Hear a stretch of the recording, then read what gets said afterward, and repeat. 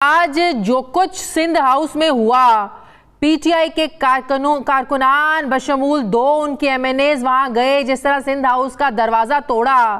जाहिर है जो सूबाई हाउसेस होते हैं वो एक टेरिटरी होती है, वो एक अलग से देखे ना, सूबा ही होता है जिसकी सारी सिक्योरिटी उस सूबे की जिम्मेदारी होती है, सारा कंट्रोल होता है।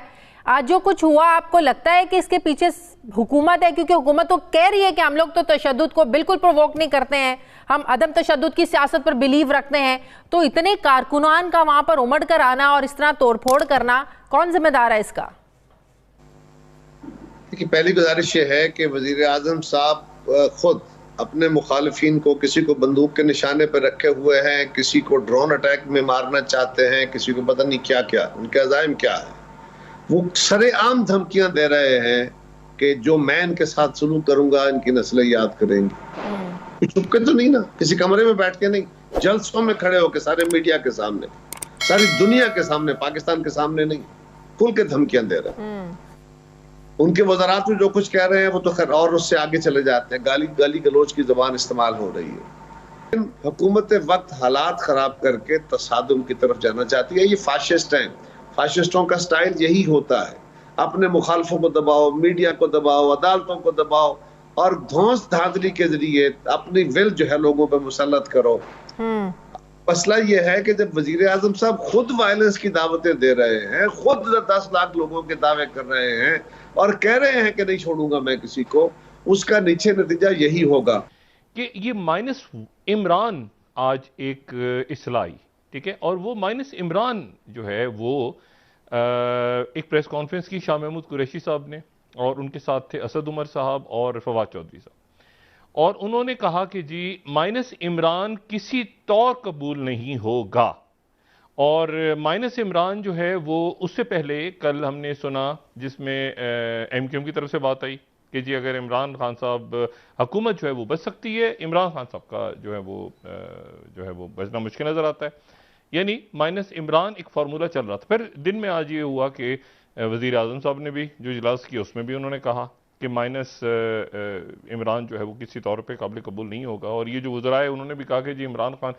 तो सवाल ये है कि एक माइनस इमरान फार्मूला चला, अच्छा ये माइनस इमरान फार्मूला जो है अगर ये चला तो फिर सवाल ये है कि अगर इमरान खान को असेंबली में आप कहते हैं कि इमरान खान नहीं होंगे वजीर आजम, तो फिर इमरान खान की जगह पीटीआई के कौन से लोग होंगे? क्या पीटीआई के लोग होंगे या अपोजिशन के लोग होंगे? ये एक बड़ा सवाल खड़ा हो रहा है, ठीक है। ये बहुत इंपॉर्टेंट सवाल है कि वजीर आजम इस्तीफा दे दें तो हुकूमत बच सकती है। कि आप फिर मौजूदा क्राइसिस का हल क्या देख रहे हैं? क्या किसी तीसरी कुव्वत के लिए रास्ता हमवार हो रहा है? क्योंकि लोग बहुत ये कह रहे हैं कि अगर ये सूरत हाल तसादुम एनार्की की तरफ गई तो फिर ये ना हो कि सबका ही बोरिया बिस्तर गोल हो जाए। देखिए, तलखी इतनी है, आप यकीन करें कि इतनी ज्यादा तलखी है कि आपने देखा होगा कि गालियां तक आ रही हैं मीडिया पे, गालियां, और प्राइवेट निजी महफिलों में तो बहुत ज्यादा। और मतलब यहाँ पे ये मैं नहीं जानता कि ये पंजाब से जब मुस्लिम लीग मरीम नवाज साहबा वहाँ से आएंगी, और उससे पहले जो है वो यहाँ पे मौजूद हैं अंसारुल इस्लाम के बेशुमार लोग, मदारिस बेशुमार यहाँ पे मौजूद हैं इस्लामाबाद में, और मौलाना फजलुर रहमान साहब यहाँ मौजूद हैं।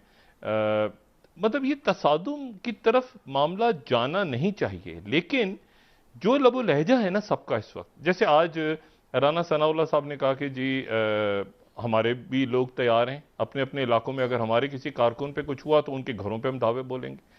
तो ये जो मामला, इसी तरह से उन्होंने पीटीआई के लोगों ने कहा कि हम भी, और आज हुआ भी, 2-3 लोग जो कल गए थे पीटीआई के पीपल्स पार्टी सिंध हाउस में, उनके घरों पे भी हुआ, मुजाहरे वगैरह किए पीटीआई के लोगों ने।